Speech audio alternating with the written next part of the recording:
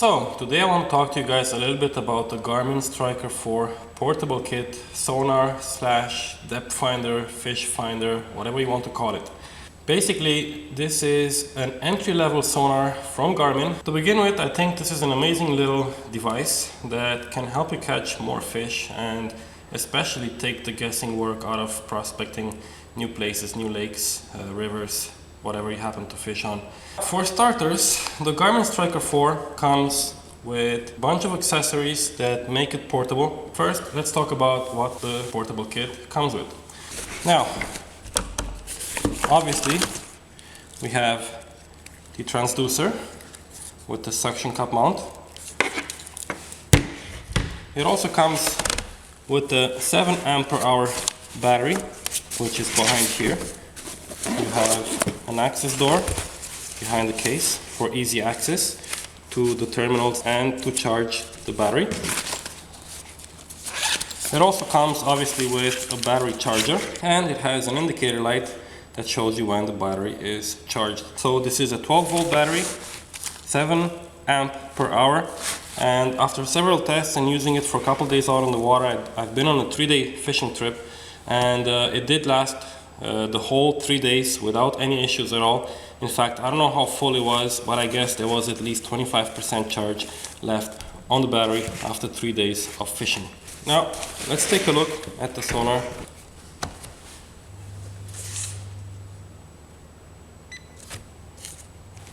So what are some of the modes that you can use on this sonar?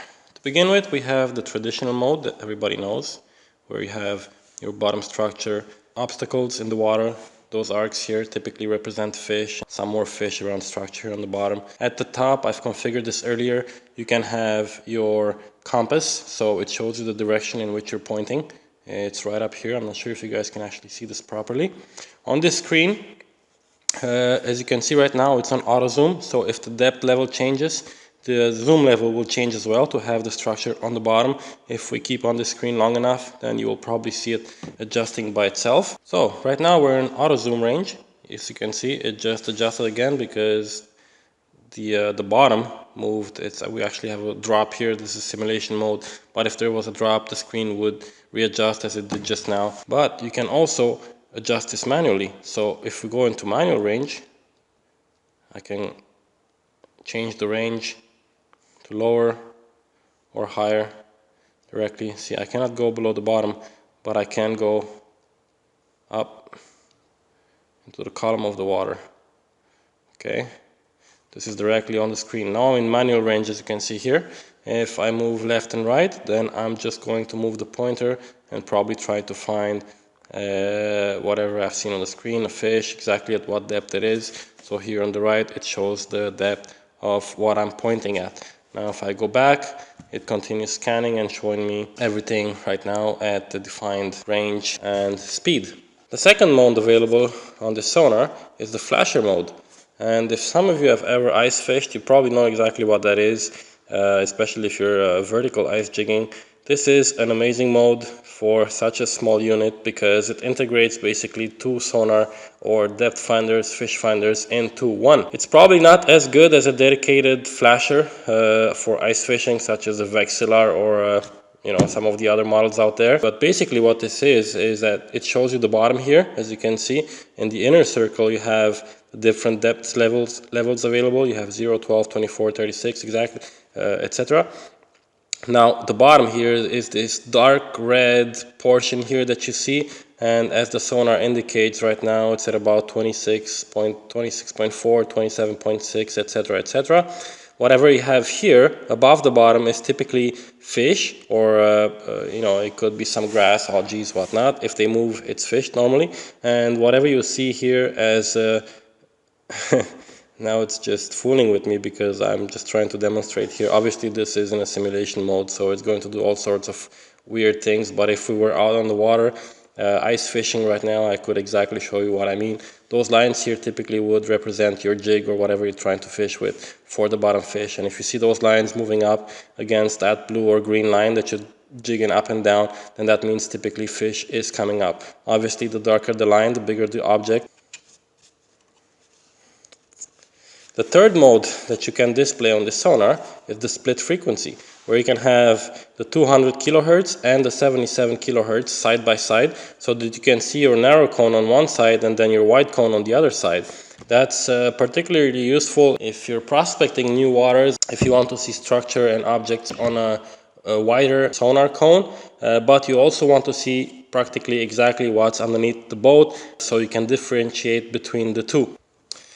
The fourth mode you have on your screen, which is, by the way, almost standard to how the device comes configured. The only thing I have added to the screen is the numbers section. You'll see that a bit later. But the fourth mode here is the Waypoint Map, which shows you your boat, your location, where you are, along with your speed, GPS heading, the depth of the water. But it typically also shows you the route that you've taken and where you've moved about. And you can zoom this in or out. As you can see here on the bottom right screen, I have the scale that changes as I move this up and down. And if I move left and right, then I can move the cursor to a specific location and then try to follow that route to go to that location. Now this is a GPS unit, so it shows you your location, it shows you your route. You can save waypoints on the screen itself, but it's basically just a blank screen. You don't have the lake or the river charts on it, and you cannot upload them. It's a pretty basic unit from that perspective, but it still gives you the opportunity to see exactly where you are on the water, save some waypoints so that you can later come back to them. This unit can save up to 5,000 waypoints, if I'm not mistaken, which is very useful. I don't think I would ever need to save 5,000 waypoints on it, but it gives you the capability to do so if you wish. And obviously, if you visit the lake a year later, or a body of water that you've been to before previously, you've found fish in one area or you found some structure that you've saved onto the screen, then it's very easy to get back to that spot. Saving the waypoints is very practical, and having a unit that offers the GPS capability and the capability to see your route and saving your waypoints and your interest points is obviously amazingly practical. So that's a big plus right there. Fifth mode we have on the main screen that we can choose from is the Waypoint Map and the sonar screen side by side. And you can change that around to move them from the vertical split to the horizontal split. Go into layout configuration and you choose the split to be horizontally. You go back to your screen and there you have it. Now you have your waypoint map and your GPS location on the top of the screen, and you have your sonar on the bottom. Finally, the number section only shows you your GPS speed, heading, your coordinates, maximum speed you've traveled, and some other information that I don't really know how to use right now. User data, again, I haven't played too much with it, but obviously you can see your waypoints that you've saved before. This is in simulation mode, so it doesn't really show the real waypoints that I have. It's just some random waypoints, I guess, you can play around with. Track routes, you can probably search through your waypoints if you have named them. Another thing that's very interesting that I want to show you. So let's say you found some structure, for example here, this drop, and you see there's a bunch of fish around it and you want to save that. You have this little button here that's very practical. You just press it and you can actually save a waypoint on your GPS location, and then you can always come back to it later. So very, very practical. It's one button, saved, that's it. Conclusion and my personal opinion on the Garmin Striker 4 sonar, fish finder, depth finder, whatever you want to call it. Again, it is an amazing little device. In my opinion, there's nothing that comes close to it in the same price range as this one. In Canadian dollars, that's about $298 plus tax. In US dollars, I suppose maybe $100 less. So again, it's a bargain, especially for all the features it has, which once again, let's go through them. It has GPS, no maps. It has chirp technology, which gives you a much higher definition and better target separation. Transducer, suction cup mount, very useful when you're moving from one boat to another. 12 volt, 7 ampere hour battery that comes with the kit. You have the carrying case, base with the handle, very useful. Move this thing around all the time, so you don't have to leave it in one place, and you can use it on a kayak, on a boat, your friend's boat, whenever you're moving around from one boat to another. Very, very useful to have the portable kit. Finally, you have this piece of a pool noodle that you can use for the flasher mode, which means ice fishing. The way you set this up, just put the cable through it, like that. Get the transducer through that loop, Obviously, you don't have to have the suction cup mount still attached to it. You can take that off if you want for the winter. And there you go. Just drop this in the water. It's gonna float, stay maybe 1 foot below the ice, and there you go. You have a flasher for the winter.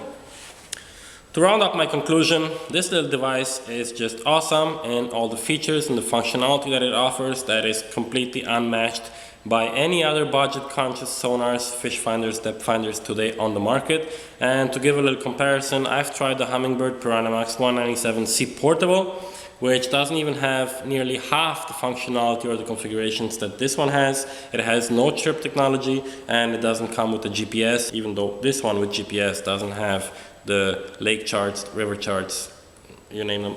I recommend this device to almost any angler out there except the bank fisherman, because you can move it around, you can use it on your kayak, your canoe, your friend's boat, you can use it in the summer, you can use it in the winter. It's very precise, nice definition screen, although it's not too big. Chirp technology, GPS, good price, can't go wrong.